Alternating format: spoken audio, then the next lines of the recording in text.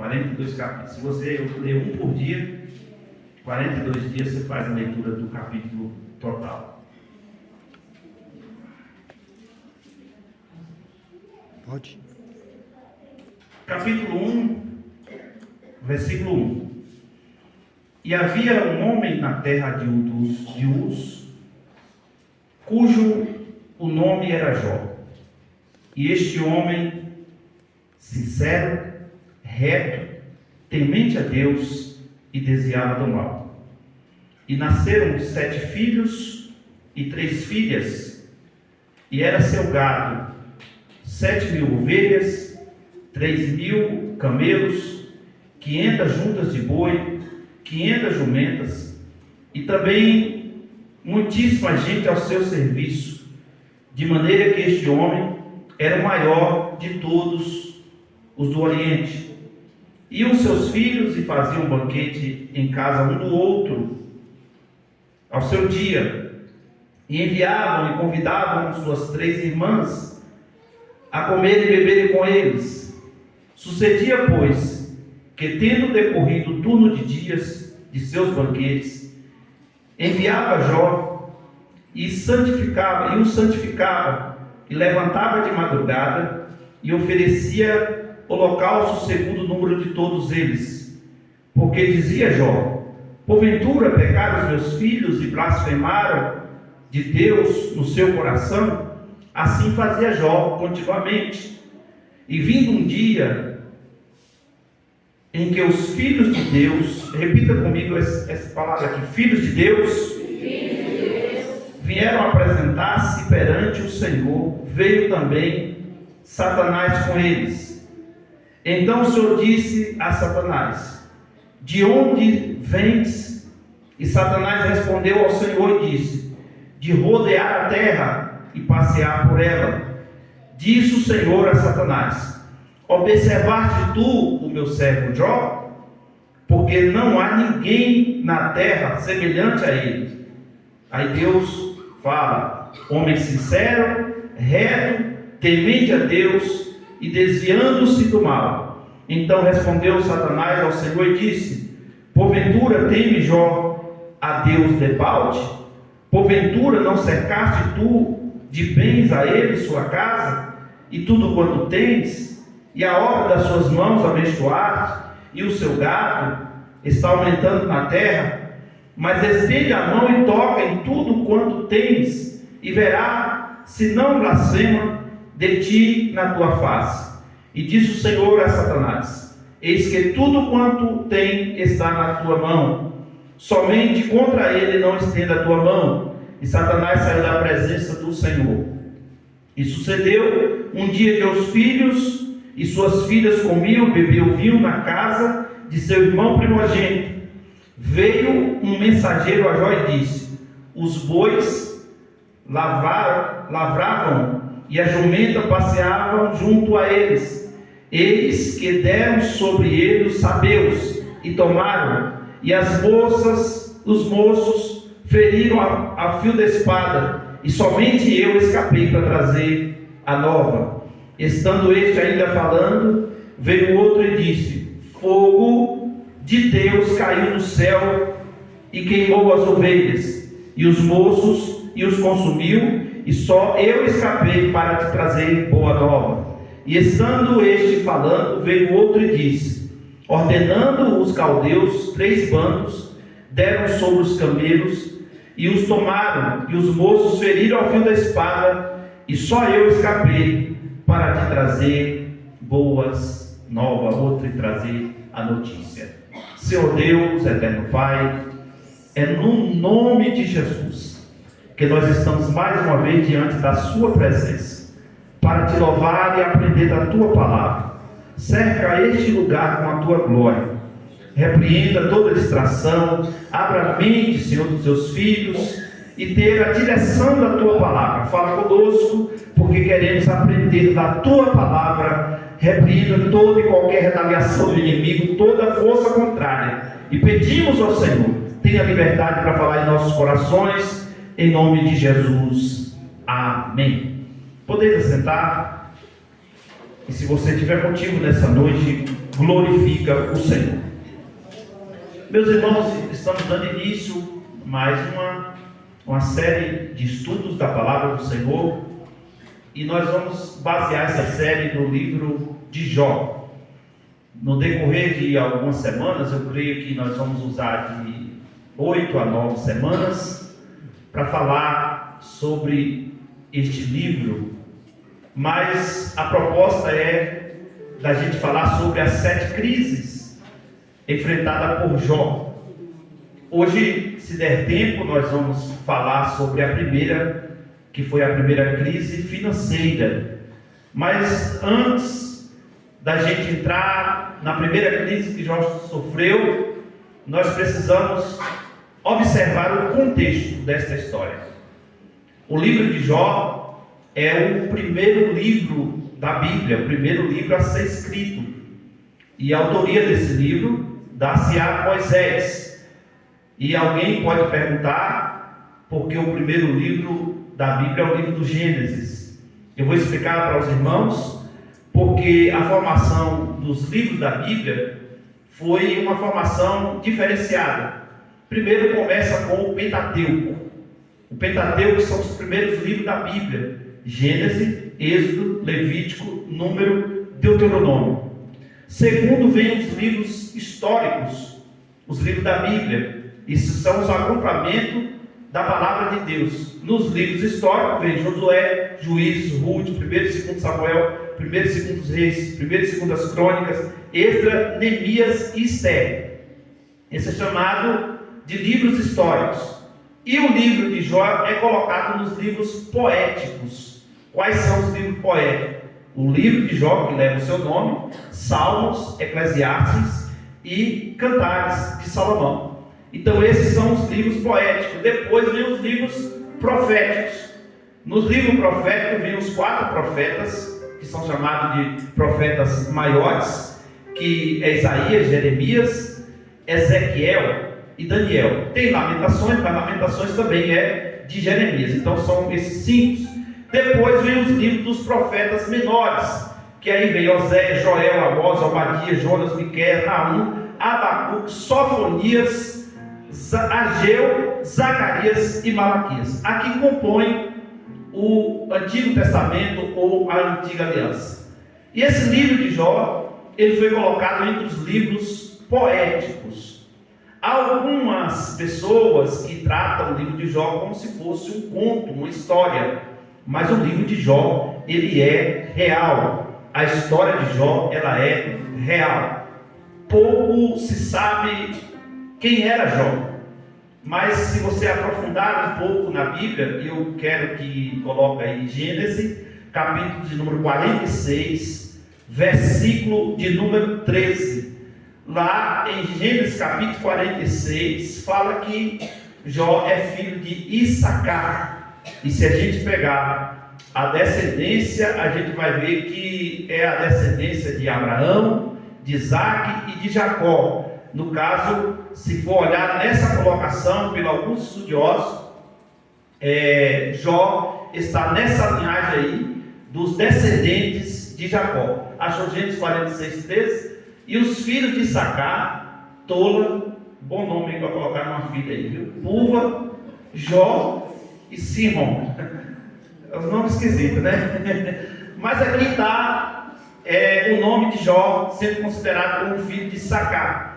Eu fiz algumas pesquisas minuciosas acerca desse estudo, e há algum tempo eu venho estudando para trazer para os irmãos, e a gente vê aqui que Jó viveu na época dos patriarcas.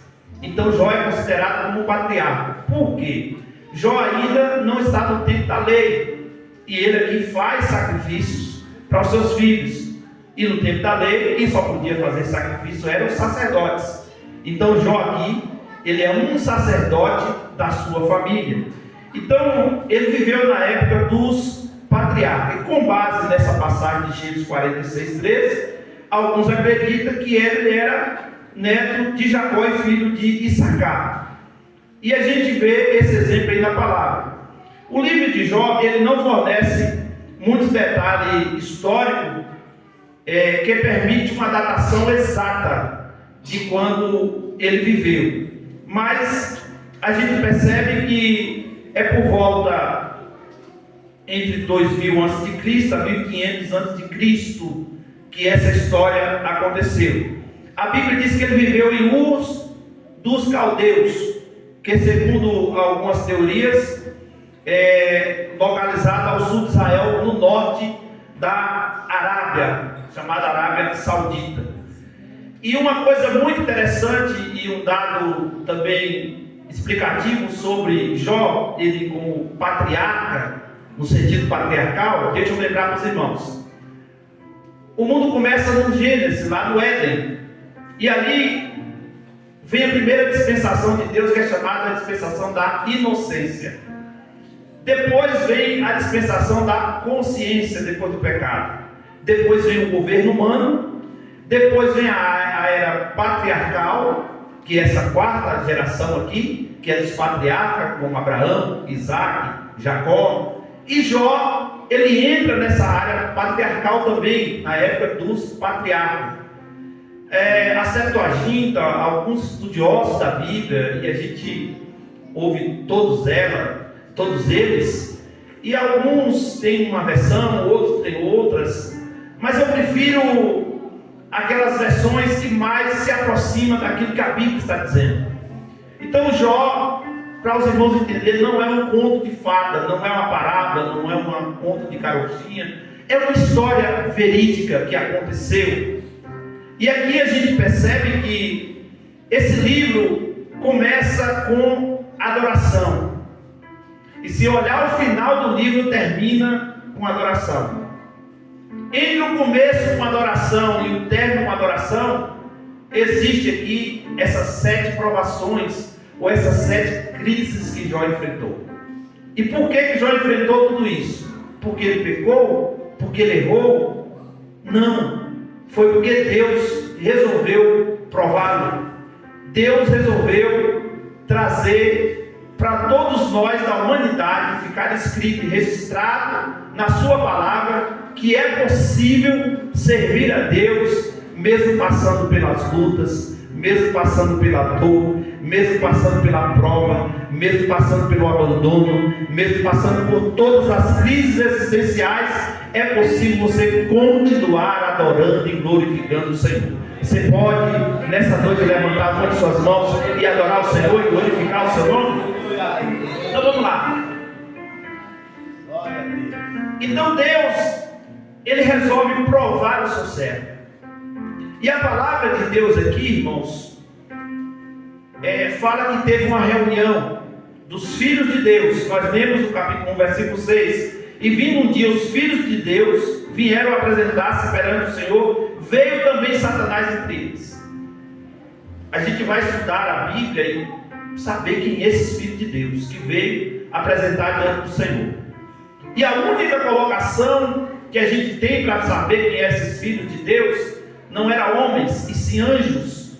Anjos também são filhos. E onde foi isso? Alguém pode dizer, Satanás foi lá no céu. Satanás não foi lá mais nunca, desde quando ele caiu de lá. Deixa eu explicar para os irmãos uma coisa.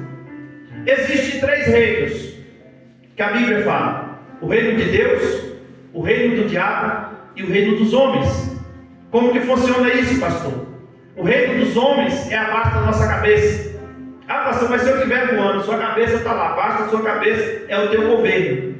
Acima da nossa cabeça, a Bíblia diz que está os principados, potestades e o príncipe das trevas, que é Satanás. É o lugar onde ele habita. Satanás é um espírito, e ele habita, e ele tem que encontrar um lugar no mundo lá fora, chama de cavalo as pessoas que ele encontra para usar. E Deus, para usar também a cada um de nós, a gente precisa abrir o nosso coração. A diferença é que Jesus vem na porta aí e bate. Se você entrar e abrir, ele vai fazer festa, vai cear. Apocalipse 13:20. O diabo, ele não faz isso. O diabo vem e invade. Só que o diabo só consegue invadir a casa que não está habitada. Mas a casa que está habitada por Jesus, ela está guardada, protegida, amparada. Então você pode ficar tranquilo que o diabo não pode tocar nem no lixo da tua casa, a não ser por permissão de Deus. tem dentro da soberania divina a vontade de Deus. Ela pode ser permissiva. Foi essa, no caso de Jó, a vontade permissiva. Tem a vontade de Deus absoluta, que é aquela vontade que Ele impõe. Vai acontecer e a palavra de Deus não volta atrás. Mas tem aquela vontade de Deus, que Deus dá um decreto e alguém se arrepende, Deus volta atrás. Porque aquele que confessa e deixa, alcança misericórdia. Então vamos lá. E dentro do livro de Jó, outra curiosidade para você aprender, tem 56 perguntas que até hoje, e nós vamos lá na frente ver algumas delas, ninguém conseguiu responder. Você vai ver dentro desse estudo que tem 56 perguntas que Deus fez a Jó e até hoje ninguém consegue responder. Então é importante você saber dessas curiosidades.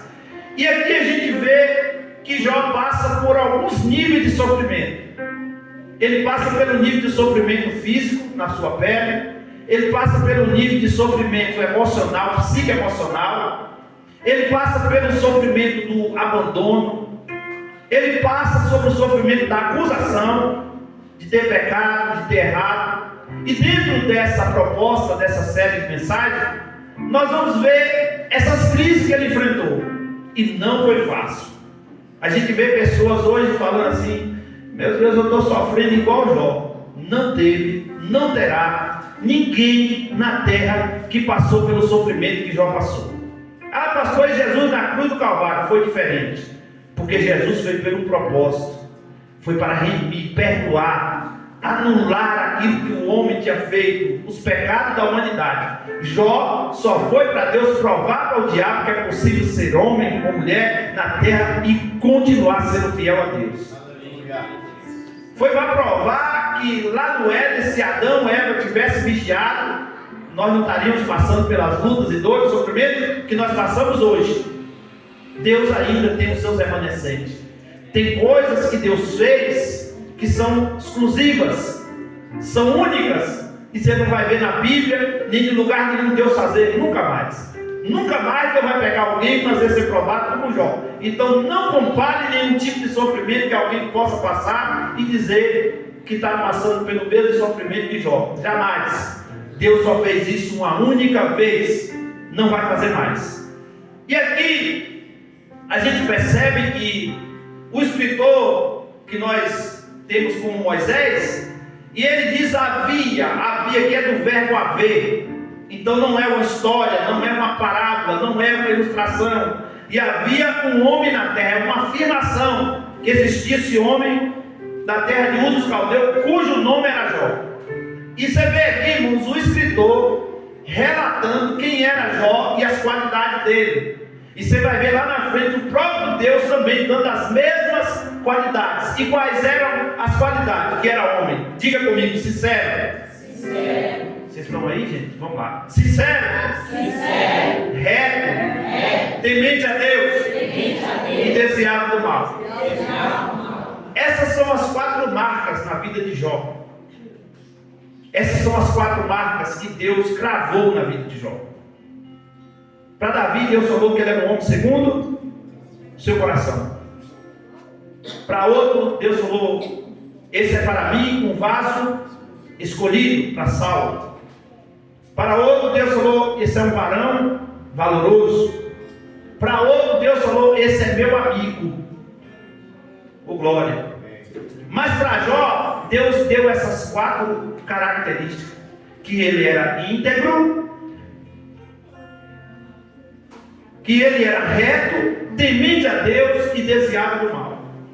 E eu quero passar um pouquinho aqui sobre essas 4 marcas que Deus fala de Jó, ou essas 4 qualidades. A primeira que Deus falou, que ele era íntegro. No hebraico, a palavra íntegro, que vem de integridade, é dantea, que significa completo. Olha que coisa linda, irmãos, que na variante do hebraico, essa palavra íntegro, ela tem 5 variantes da palavra íntegro de integridade. E a primeira variante é fidelidade, segunda, compromisso, terceira, honradez, quarta, lealdade, e quinta, adoração. Só dentro dessa palavra íntegro. O que Deus estava dizendo? Esse homem é um homem completo. Mas Deus estava dizendo que ele era completo porque ele não era falho? Não. Deus estava falando que ele era completo porque ele era fiel. Deus está falando que ele era completo porque ele era um homem compromissado com ele e com a sua palavra. Deus estava falando que ele era completo porque era um homem de honra, honrava Deus e a sua palavra. Deus estava falando que ele era completo porque ele era leal, tinha lealdade diante dele. E em quinto lugar, o próprio texto revela que ele adorava por ele, pela sua família e pelos seus 10 filhos. Jó, irmãos, que interessante que ele fazia sacrifício para os 10. Então ele matava 10 cordeiros, 10 ovelhas, cada uma para fazer sacrifício. E alguns historiadores dizem que quando ele sacrificava 10, nascia 40.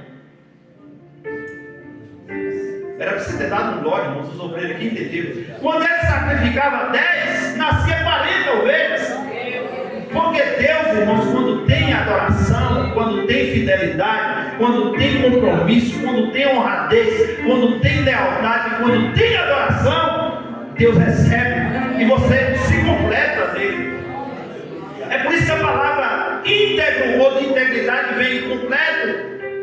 Aquilo que falta no mundo, Deus completa em você. Porque o mundo não tem integridade, o mundo não tem lealdade, o mundo não tem compromisso, não tem fidelidade, não tem adoração. Mas João capítulo 4, versículo 23, quando a pergunta para Jesus, quem adorava no monte ou no templo, Jesus falou, chegou a hora e agora é já, é no dia 8 de outubro de 2024, na Assembleia de Deus, vem a Bíblia, que os verdadeiros adoradores adorarão ao Pai em espírito e em verdade. Nós só estamos na introdução para você entender qual o propósito dessa série de mensagens. Íntegro, integridade, lealdade, compromisso, honradez, adoração.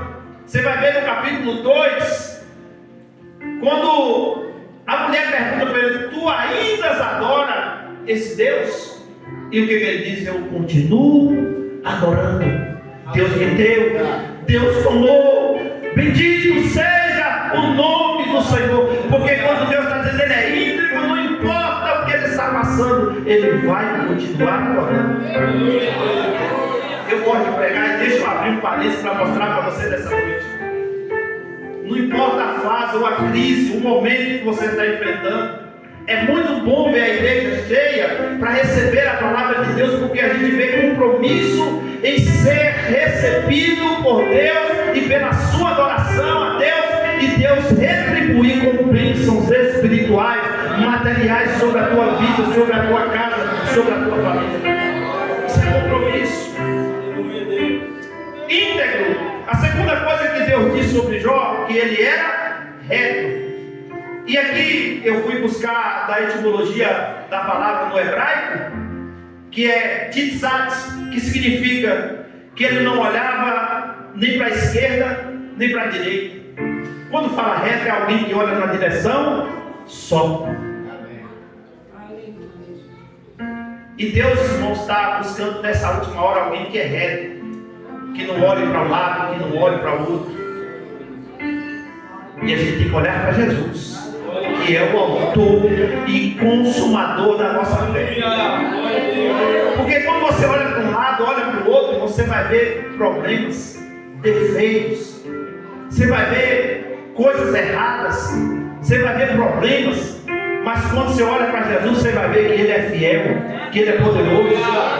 Então a palavra reto aqui do hebraico quer dizer, não olhe para a esquerda, não olhe para a direita, olhe para frente. Porque quando você olha para trás, você está olhando para o passado. Quando você olha para o lado, você só vai ver problema. Quando você olha para o outro, você também vai ver problema. É por isso que lá no Salmo 91 e de número 7 diz assim, 1000 cairão ao teu lado e 10.000 do outro, e tu não será atingido. Isso quer dizer o quê? Irmão, Paulo está quebrando do lado de cá, o Paulo está quebrando do outro lado, e você está aqui, ó.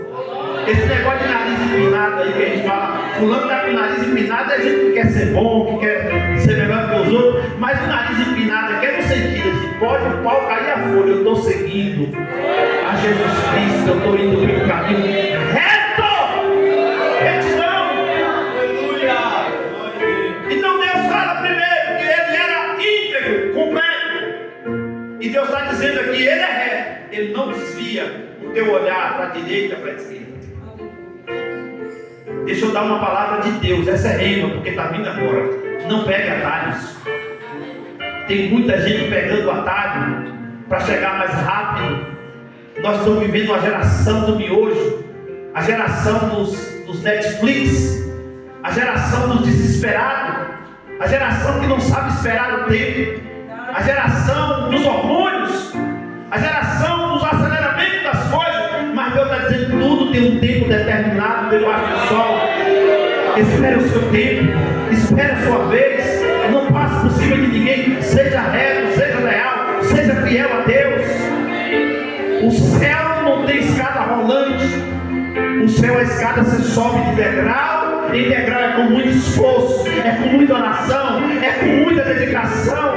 Oh glória, eu estou sentindo a presença dele nesse lugar para ministrar essa palavra ao seu coração nessa noite, porque Deus está procurando pessoas que têm retidão, está procurando pessoas que não olham para a direita, para a esquerda, não olham para o passado, mas que olham para o futuro que Deus tem preparado para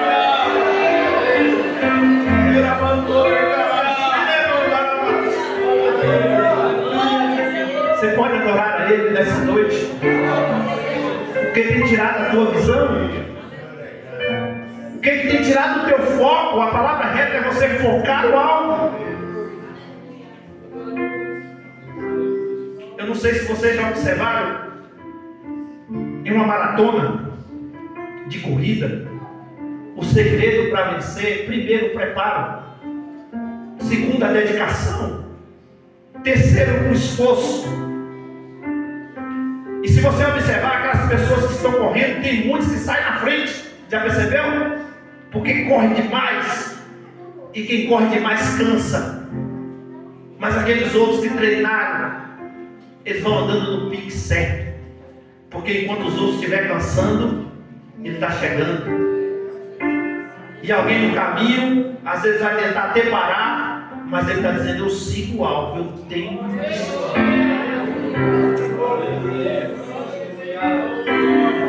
E a Bíblia diz que nós temos que prosseguir para o alvo, que é Cristo. Alguém está dizendo para você: para com esse negócio de servir a Deus. Para que culto tanto? Para que orar tanto?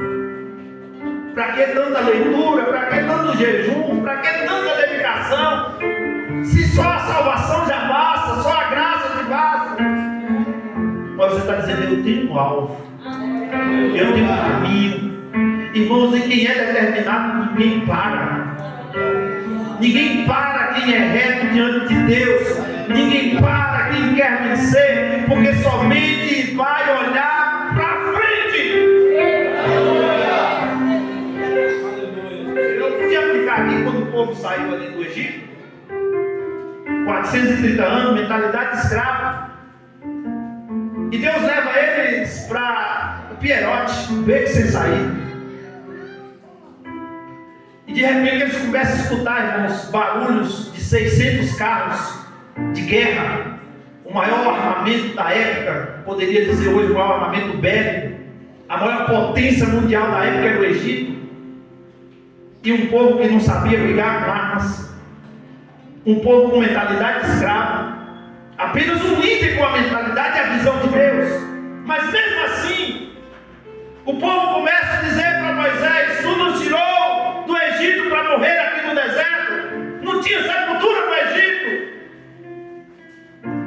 E Moisés vai clamar a Deus, e Deus olha para Moisés e diz: Moisés, por que clamas a mim, Moisés? Está na hora de orar. Não, Moisés, diga ao povo que marche. Olha que coisa linda, a Bíblia diz que um vento oriental soprou a noite toda. O Oriente estava do outro lado, enquanto o povo estava preocupado com a barreira de água, com os carros de Faraó. Deus já estava mandando o vento soprar de lá para cá. Só estava dependendo da atitude de alguém entrar na frente. E aí o líder se levanta e entra na frente, o povo vai atrás, e as portas do Mar Vermelho se abriu, e eles passou em terra seca, e do outro lado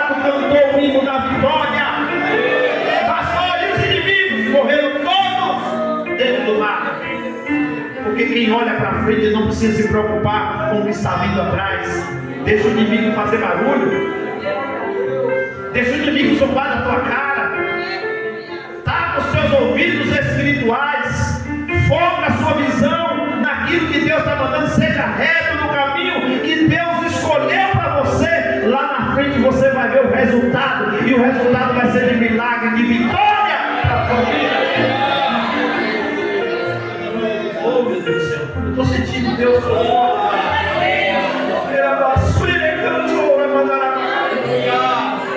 Eu estou me segurando aqui porque está virando tudo pentecostal. Ele era temente a Deus. Ele era reto, íntegro. Em terceiro lugar, temente a Deus.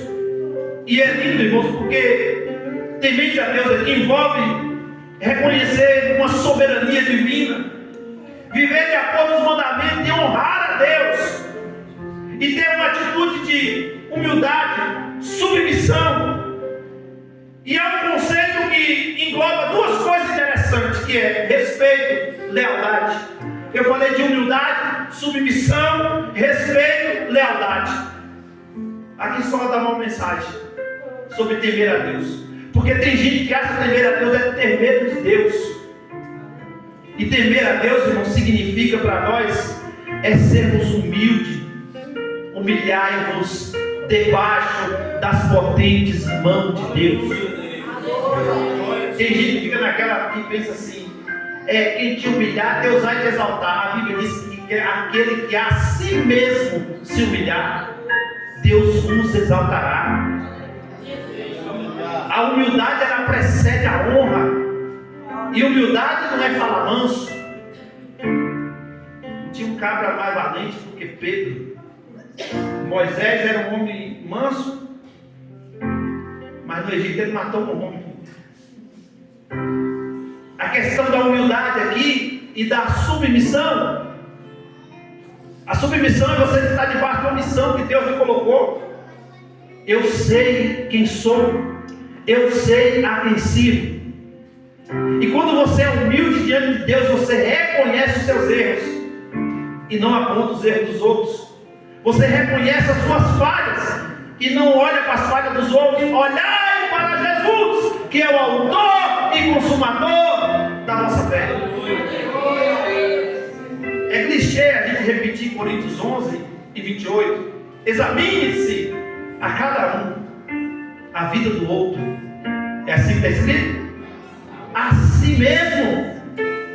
Paulo está falando ali da coinonia, no momento da ceia, que é a festa mais importante da igreja. Ele está dizendo: não olha para o pecado do irmão, da irmã, olhe para você, confesse os seus pecados, reconheça os seus erros. Isso é humildade, isso é submissão, isso é respeito, isso é lealdade diante de Deus. Temer a Deus, o temor do Senhor é o princípio de toda a sabedoria. Temer ao Senhor, irmãos, é você, usando a linguagem do medo, é você ter medo de pecar, é você ter medo de errar, mas não tenha medo de Deus não. Isaías, o profeta, no capítulo 43, o versículo 13, ele diz: antes que houvesse dia, eu sou. Não há ninguém que possa escapar das minhas mãos. Operando eu, quem impedirá? Tem muita gente que tem medo da mão do inimigo. O perigo é você estar na mão de Deus, porque na mão de Deus ninguém toca, ninguém toma. Mas se estiver na mão do inimigo, Deus vai lá e arranca. Se o inimigo se levantar, Deus vai lá e se põe na frente, como um soldado diz: nele ninguém toca, nela ninguém toca, a não ser com permissão de Deus. Temente a Deus. A quarta marca: desviava-se do mal. E o termo em hebraico utilizado aqui é sarmeira. Isso é muito hebraico, não, só estou repetindo aqui. É se afastar de qualquer coisa que pudesse levá-lo ao pecado, à injustiça. Desviar do mal, irmãos, é você se afastar. Eu estou lembrando que Tiago escreveu, se não me engano, é o capítulo 4, versículo 7. Sujeitai-vos, pois, a Deus. Resistir o diabo, e ele fugirá de vós. Isso aqui é você desviar do mal. Eu vi um certo pregador uma vez dizendo assim: sangue pode dar no meu pescoço, mas eu não pego contra Jesus. Não levou muito tempo, o diabo deu um tombo nele feio, porque o orgulho subiu para o seu coração. Porque todos nós pecamos todos os momentos contra o Senhor. Agora o que nós temos que fazer? Resistir. E resistir aqui, irmãos, não é desistir não. Resistir aqui é você esforçar, é fugir da aparência do mal, é você não se colocar em lugares onde você sabe que vai ser tentado pelo inimigo, e você não vai dar conta sozinho de resistir à tentação. Jesus, ele foi tentado pelo inimigo no momento mais difícil. E o inimigo, ele sempre vai tentar o ser humano naquilo que ele deseja. E a Bíblia diz que Jesus estava com fome, e a primeira coisa que o diabo oferece para ele é transformar a pedra em pão. Só que quem tem a palavra dentro dele, irmãos, desvia até das falas do inimigo. Nem só de pão viverá o homem, mas de toda a palavra que sai da boca de Deus. Aleluia, Jesus. Pula daí de cima, tem anjo lá embaixo para te segurar. Não tentarás o Senhor teu Deus. Se prostre de mim, só ajoelha, só não precisa falar nada. Somente o teu Deus adorarás, e somente a Ele servirá. Você desviar do mal, você ter a palavra de Deus na sua vida, é você se livrar do pecado, da injustiça. Isso é vigilância. Afastar de tudo que for contrário à vontade divina. Irmãos, a Bíblia diz que a gente peca por não conhecer a palavra, as escrituras. E pastor, e quando eu conheço peco, é porque não vigiou. Lembra quando Jesus diz assim: olhai, orai e vigiai, para que não entreis em tentação. Aí ele diz: na verdade, o espírito está pronto, mas a carne é fraca. O ser humano, ele é tricotômico: espírito, alma, corpo. Por isso que a palavra de Deus diz que nós temos aqui a nossa alma e o nosso espírito, e a espada, ela vai no meio dos dois, na divisão entre a alma e o espírito, entre as juntas, medula. E é a alma para discernir os pensamentos e até as intenções do nosso coração. Por que tem que ter a palavra aí no meio? Porque a carne é fraca. O nosso espírito está sempre pronto, mas as nossas emoções que ficam na nossa alma se afloram. Não existe, irmãos, uma vida sem vigilância e você se dá bem. É por isso que tem gente que ora tanto, jejuma tanto, e você vê caído. Ou aquele irmão orava tanto, aquela irmã era tão santa, está caído, porque não vigiou.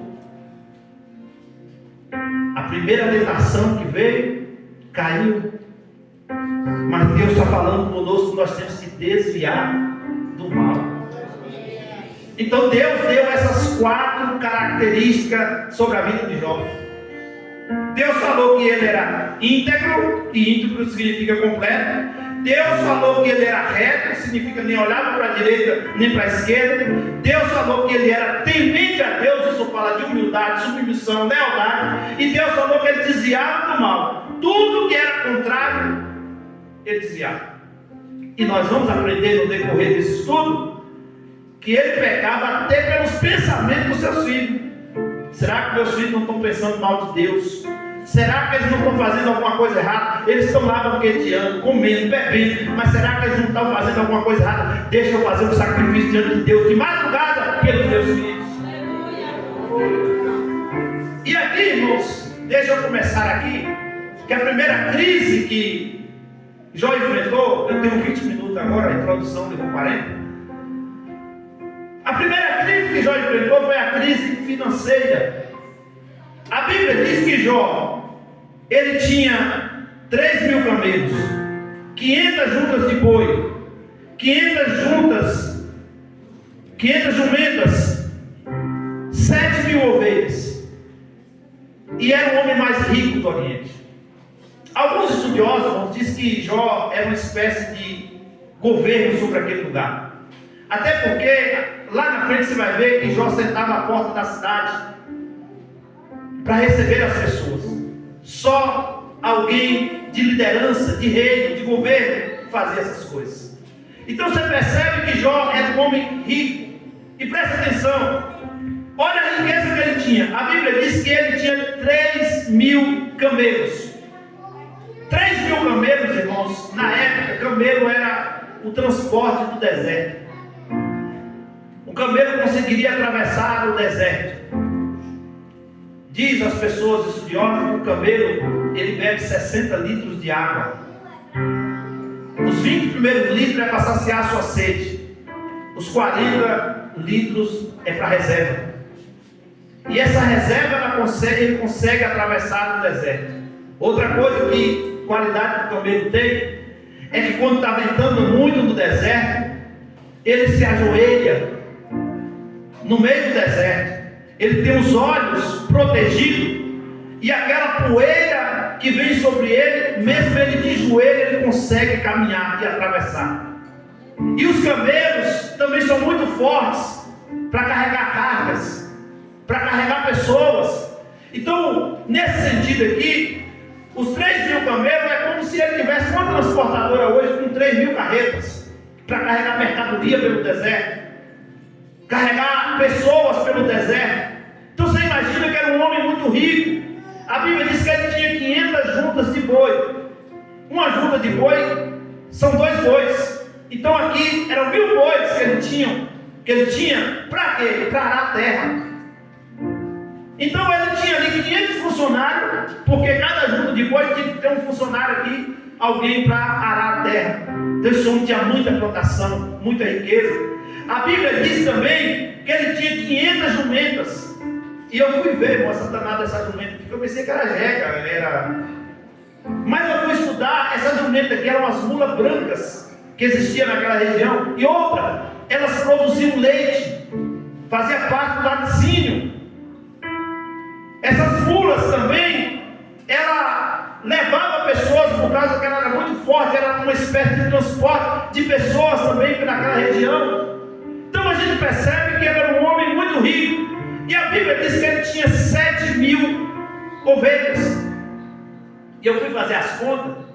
Para cuidar de 7.000 ovelhas, ele tinha que ter 70 pastores. Por que, pastor?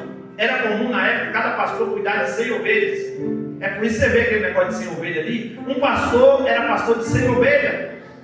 Então no mínimo ele tinha, Carlos, 70 homens ali, pastores, para cuidar dessas ovelhas. E qual era a produção de ovelha? A produção de ovelha, irmãos, era para produzir lã. E a lã, Jó era um dos maiores produtores ou de fabricação de roupas, tecido daquela época, ou fornecedor da matéria-prima para toda aquela região do Oriente Médio. Então, para você ver a riqueza que esse homem tinha.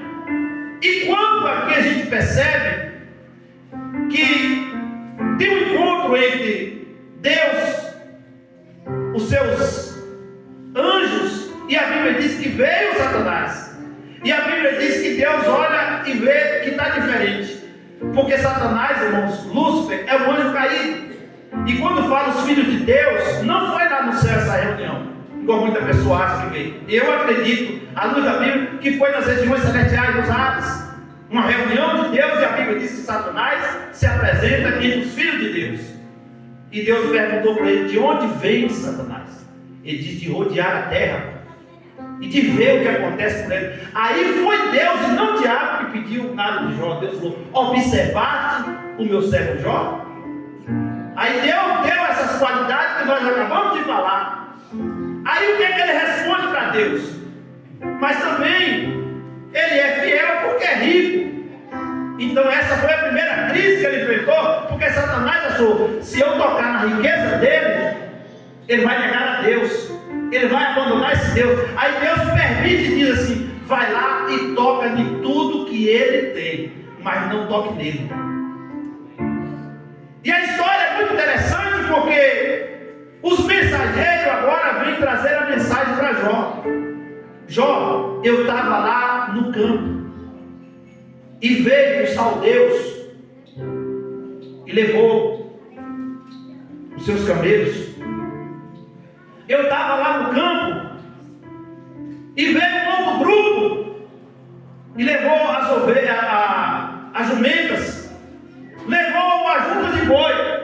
Mas eu me deparei com uma coisa linda aqui no versículo de número 16, que eles estando ainda falando, veio outro e disse: fogo de Deus caiu do céu e queimou as ovelhas. Você vai ver aqui que os camelos, os 3.000 levaram embora, não foi matado. As 500 juntas de boi, os 1.000 bois, levaram os tratores. As 500 jumentas levaram, mas as 7.000 ovelhas, Deus não deixou ninguém levar. E eu fui pesquisar isso aqui, irmão, porque a Bíblia diz que caiu fogo do céu. E eu entendo que esse fogo do céu aqui não foi do diabo.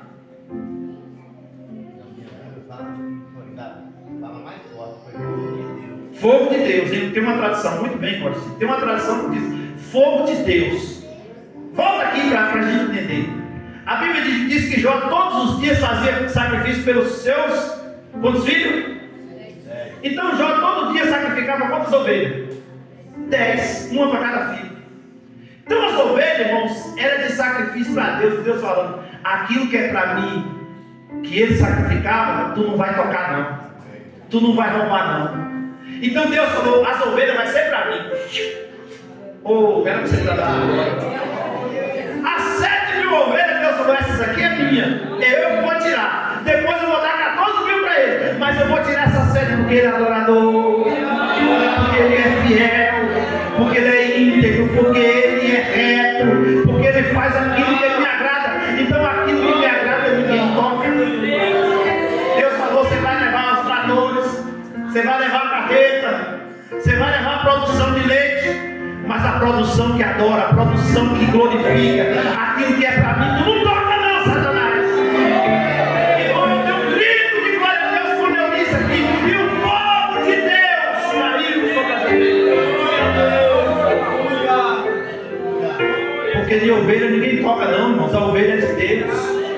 E as portas do inferno não prevalecerão contra a minha igreja. O diabo pode até tocar na sua finança, permitindo Deus. O diabo pode até tirar um carro teu, uma casa tua, algum bem material. Mas aquilo que é de adoração, o diabo não pode tocar. Glória.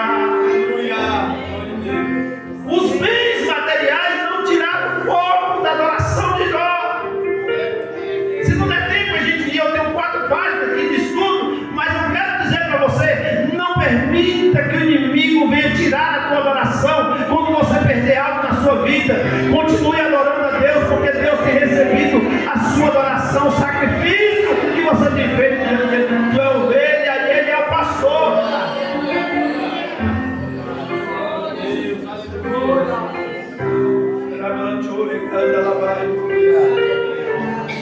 Eu vou dar um minuto para você adorar ele aqui, porque ele está reconhecendo nessa noite que tem dentro de você um coração adorador, tem dentro de você uma alma mesmo ferida, mesmo você ter perdido alguma coisa na sua vida, mesmo você às vezes está passando por um momento difícil na sua vida financeira, mas Deus está dizendo nessa noite que tem um adorador, tem uma adoradora, tem um coração puro, reto diante dele. Então dê um minuto de adoração ao Senhor nessa noite.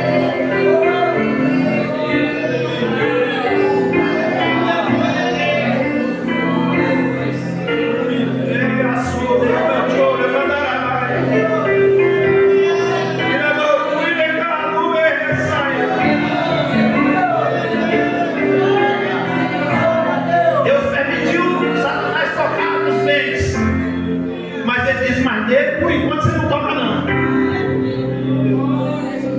Pode tirar tudo que ele tem, mas não toca dele por enquanto não.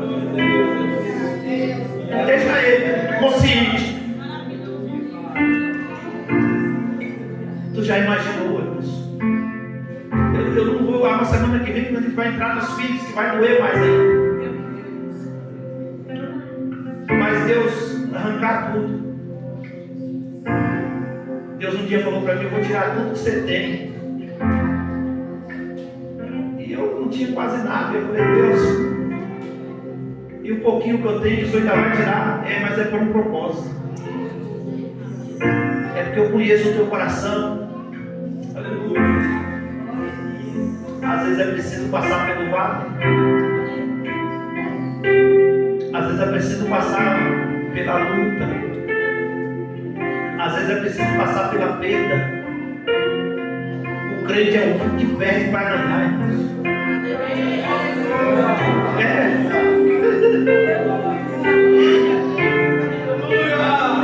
A gente perde ganhando.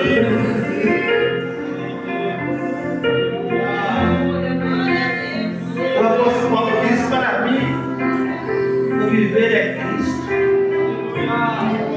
A vida que eu vivo na carne, eu vivo por Ele. Ainda que eu falasse a língua dos anjos, a língua dos homens, se eu tivesse amor aqui dentro do meu coração, nada disso me aproveitaria. Eu aprendi a viver da fartura. Eu aprendi a viver da escassez. Eu aprendi a ter muito e aprendi a ter pouco e não ter nada. É muito fácil adorar quando a despensa está cheia. É muito fácil adorar quando tudo vai bem. Mas o Senhor está trazendo nós um pouquinho para a sua palavra e dizendo ao nosso coração: adore, mesmo na escassez, mesmo na dificuldade, mesmo vendendo o almoço para comprar a janta, ou mesmo não tendo nem o almoço, nem a janta, nem o café. Eu estou me lembrando, e aqui eu encerro. Deus fala para Elias assim: vai lá, Elias, para Sarepta de Sidom. Tem uma viúva lá te esperando e ela vai te sustentar. No meu coração, falava: rapaz, eu estou feito agora. Essa viúva deve ter ligado. Se Deus está mandando para casa dessa viúva, Deus não vai mandar para qualquer casa. Lá deve ter um negócio muito interessante. Aí quando chega lá, tem uma viúva catando uns gravetos para fazer a última refeição. E ele olha para a mulher e diz assim: eu estou com sede, dá um pouquinho de água. Uma escassez de água, um ano sem chover. O ribeiro tinha secado, querido. E de repente ela diz assim: eu vou pegar água. Está difícil, mas ninguém pega água para ninguém. E ela vai lá buscar um pouco de água. E quando ela está no caminho, ele olha para ela: ei, faz um pouco para mim também, que eu estou com fome. Aí ela fala: ai não, aí você pegou pesado. Aí ela olha para ele e diz: meu senhor, deixa eu dizer uma coisa para o senhor aqui. Eu estou na linguagem do Maxwell Ferreira de Almeida. Só não sabe a crise que nós estamos enfrentando, não? Eu não sei qual foi o miserável que fez isso aí, mas falaram alguma coisa do lado aí que não ia chover. E tem um ano que não chove aqui, está tudo seco, os rios secou tudo. E o que eu tenho em casa aqui é só um pouquinho de farinha na panela, um pouquinho de azeite na botija. E eu vim pegar uns gravetos para fazer a última refeição para mim comer, para eu e meus filhos, e depois nós vamos morrer. E tu vem me pedir a comida que eu tenho em casa. Aí vem Deus, a palavra de Deus. Aí diz assim: mulher, faz primeiro para mim. O profeta representava Deus. Deus estava dizendo: faz primeiro para mim, porque não vai faltar azeite na tua botija, nem farinha na tua panela, enquanto Deus não mandar a chuva sobre a terra. Ei, mãe, você tinha coragem de fazer o que ela fez? Mas ela não inusitou e foi lá e fez. E Deus não deixou faltar nem o azeite na panela, nem a farinha na botija. Era pouco, mas aquele pouquinho foi colocado na mão de Deus. E quem coloca na mão de Deus é multiplicado pela fé. Deus me deu, Deus doou. Bendito seja o nome do Senhor. Eu poderia dizer mais. O jovem pega 5 pães, 2 peixes, a sua merenda. O discípulo pede que Jesus está precisando desses pães e desses peixes. E ele entrega. E Jesus dá graça. Entrega para o discípulo discípulo coloca o povo, um grupo de 150, quase 20 mil pessoas se alimentam e dá sobra 12 cestos de pães para levar para casa. Isso é você confiar em Deus, mesmo no pouco que você tem. Nós não vamos encerrar porque é uma série, a gente vai colocar uma pausa. Mas a gente entende que no contexto que nós estamos falando, Jó perde tudo de material que ele tinha. Essa foi a primeira perda. Perdeu os seus 3.000 camelos, perdeu as suas 500 juntas de boi, perdeu 7.000 ovelhas, perdeu as 500 jumentas brancas que produziam leite. E Jó tem esse prejuízo enorme. Perdeu os seus funcionários e todos eles falavam: só escapei eu. Para quê? Para trazer, mandar um WhatsApp, para mandar uma mensagem, para vir comunicar a ti. Você imagina, uma empresa grande, um laticínio grande, e de repente, de uma hora só acaba tudo. Pastor, como é que é o contexto de tempo aqui, nesse negócio aqui? Foi num dia só que isso aconteceu? Não! A Bíblia não diz quantos dias foi, ou qual foi o tanto de período que foi, mas a Bíblia diz aqui que no único dia ele perdeu todo o seu gado, ele perdeu todas as suas jumentas, ele perdeu todos os seus camelos e todas as suas ovelhas. Isso foi no único dia. Aí nós vamos ver que no outro dia que Deus vai também tirar os seus filhos. Isso vai ficar para a semana que vem. Mas eu quero que você entenda dentro dessa palavra, porque o horário já se foi. Não importa qual seja a situação. Hoje Deus está falando de coisas materiais. Mas aquele pouquinho que você tem, ou aquele quase nada que você tem, mas que você tem colocado diante de Deus, pode ser ter uma coisa. Não importa o que você perdeu, Deus no tempo certo vai trazer a restituição. Se coloca de pé adorando o Senhor. Eu quero que você entenda uma coisa.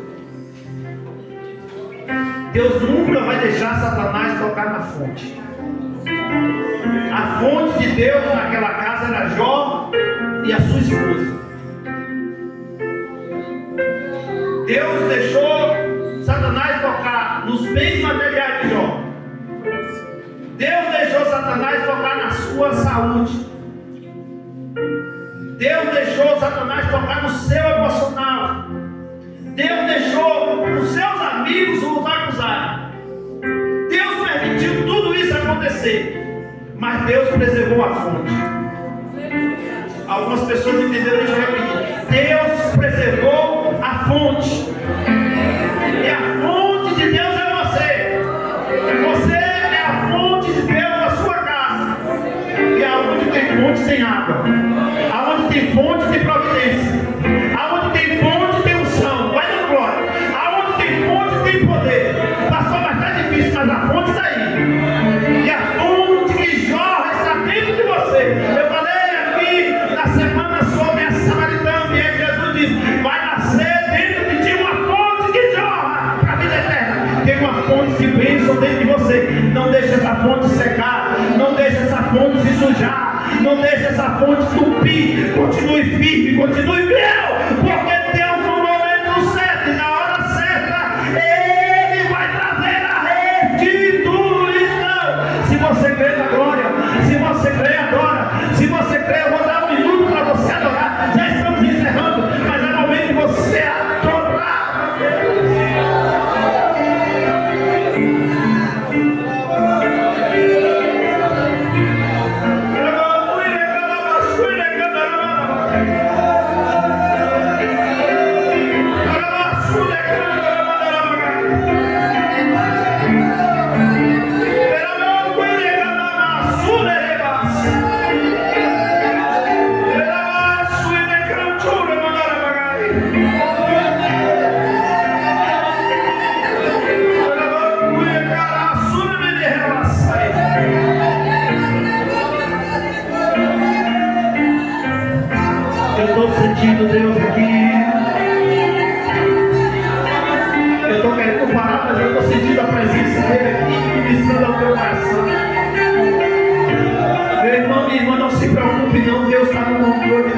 coisas.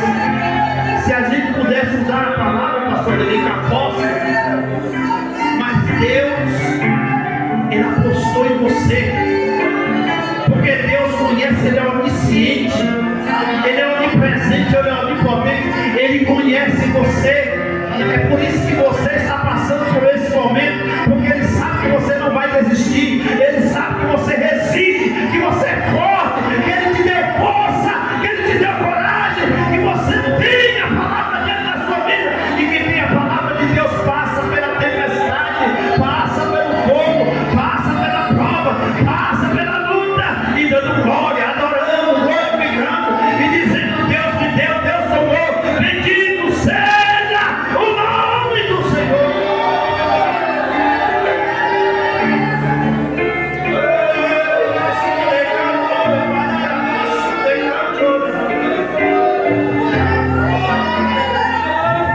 Espírito Santo,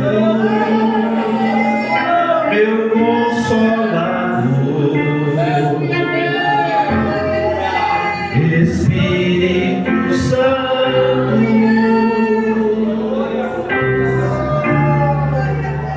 sabe quem eu sou,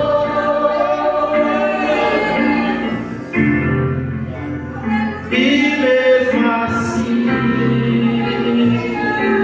se importa comigo. Segurei o som, está fora do tom. E mesmo assim mora em mim. É o tom do fundo aí, ó. Tu és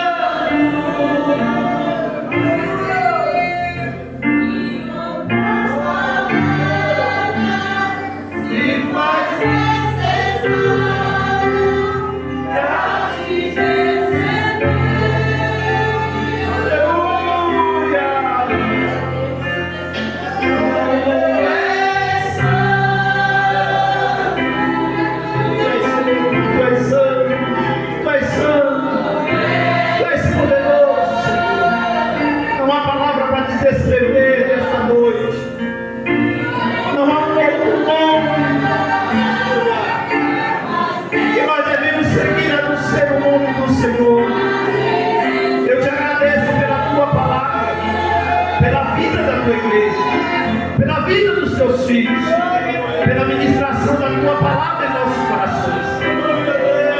Aleluia. Ainda que a figueira não floresça, ainda que o produto da oliveira